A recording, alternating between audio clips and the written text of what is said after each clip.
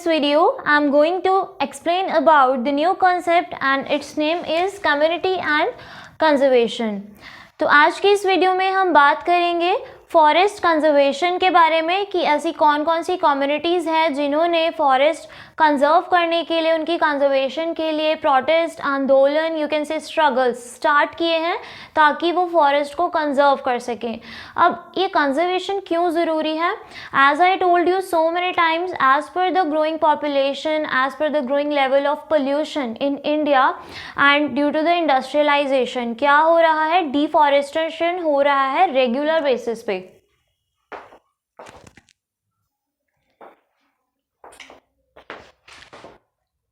As I told you so many times, due to the growing population, growing level of pollution in India and due to the industrialization क्या हो रहा है? Deforestation regular basis पे होता जा रहा है।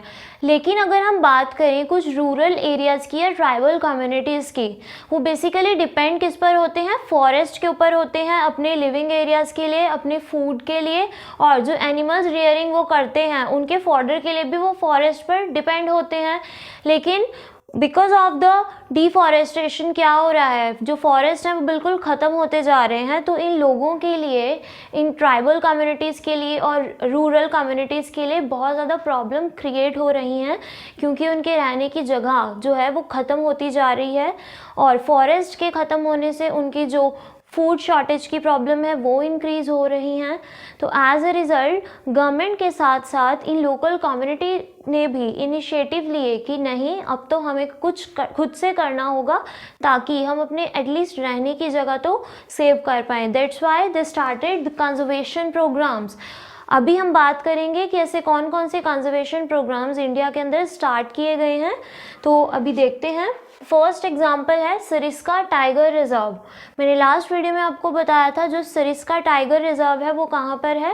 राजस्थान में है, जो बेसिकली टाइगर की प्रोटेक्शन के लिए बनाया गया था। अब क्या था कि यहाँ पर भी माइनिंग एक्टिविटीज़ करनी स्टार्ट कर दी गई थी।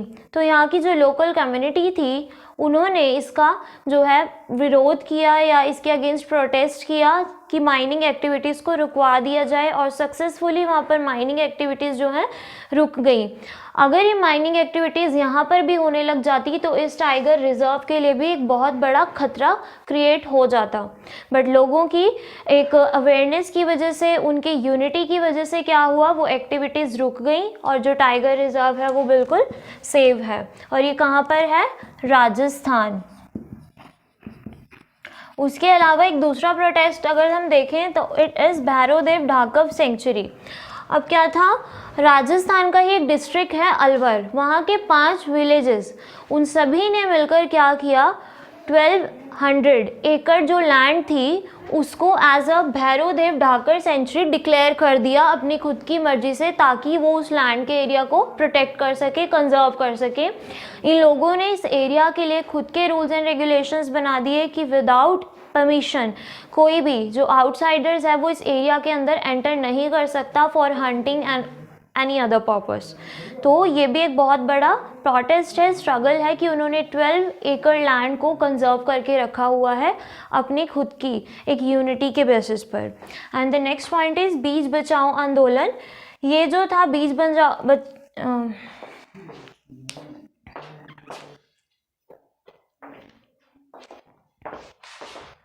नेक्स्ट है हमारा बीज बचाओ आंदोलन। ये स्टार्ट किया गया था उत्तराखंड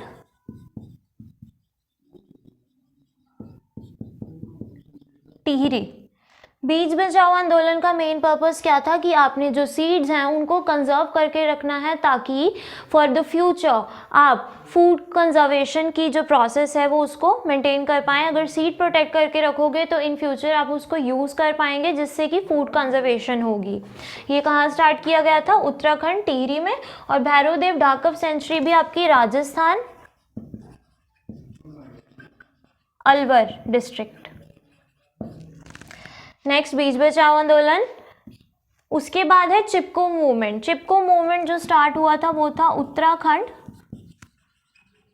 चमोली। यहाँ पर जो मेजर रोल प्ले किया था वो वुमेन्स ने प्ले किया था। चिपको मूवमेंट के अंदर क्या हुआ था कि जो वुमेन्स थे, चिल्ड्रंस थे और बाकी जो पर्सन्स थे वो पेड़ों के साथ चिपक गए थे so that they can protect the trees और फॉरेस्ट। अब चिपको मूवमेंट बहुत ही एक सक्सेसफुल मूवमेंट मानी जाती है क्योंकि क्या हुआ था, इन्होंने 12,000 स्क्वायर किलोमीटर लैंड को प्रोटेक्ट किया था इस मूवमेंट के थ्रू। क्या किया था लोगों ने, पेड़ों के साथ चिपक कर इस मूवमेंट को शो किया था और ये बहुत ही सक्सेसफुल मूवमेंट रहा था। और ये कहाँ स्टार्ट किया गया था, उत्तराखंड के चमोली में, जहाँ पर मेजर रोल प्ले किया था वुमेन्स ने। उसके बाद JFM जॉइंट फॉरेस्ट मैनेजमेंट। अब गवर्नमेंट ने क्या है, गवर्नमेंट को तो बहुत सारे काम देखने हैं ओवरऑल इंडिया के। तो इन ट्राइबल कम्युनिटीज़ में या जो छोटे छोटे स्मॉल एरियाज़ थे, local communities, you can say rural areas, वहाँ पर क्या किया गवर्नमेंट ने, एक अथॉरिटी दे दी वहाँ के लोकल कम्युनिटी पीपल को, जिसे बोलते हैं जॉइंट फॉरेस्ट मैनेजमेंट। गवर्नमेंट ने उन्हें रिस्पॉन्सिबिलिटी दी कि आपकी रिस्पॉन्सिबिलिटी है आपको अपने लोकल फॉरेस्ट को, लोकल एरियाज़ को प्रोटेक्ट करना है। आप अपने रूल्स एंड रेगुलेशंस वहाँ पर इम्प्लीमेंट कर सकते हैं। तो क्या किया, लोगों ने अपनी रिस्पॉन्सिबिलिटी को समझा और गवर्नमेंट के साथ एक कॉपरेशन किया और लैंड को प्रोटेक्ट करने के लिए जो प्रोटेस्ट थे, स्ट्रगल्स थे, वो स्टार्ट कर दिए गए।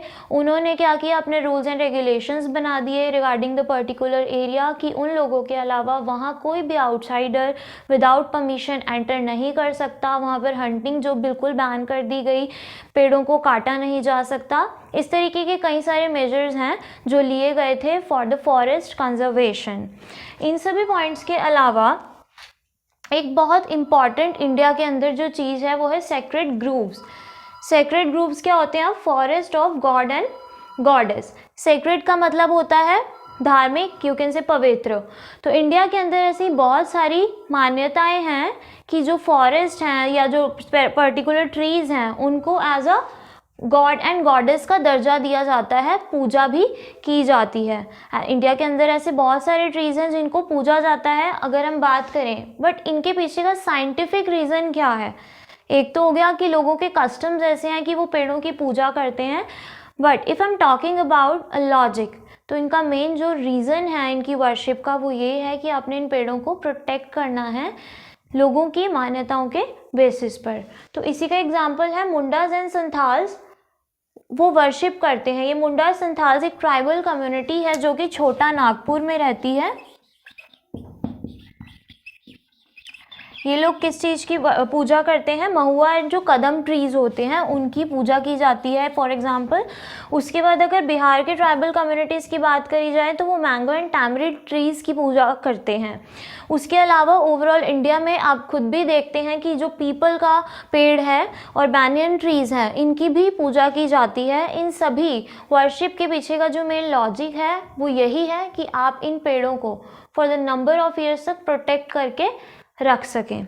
So this was all about the community and conservation. I conclude the topic.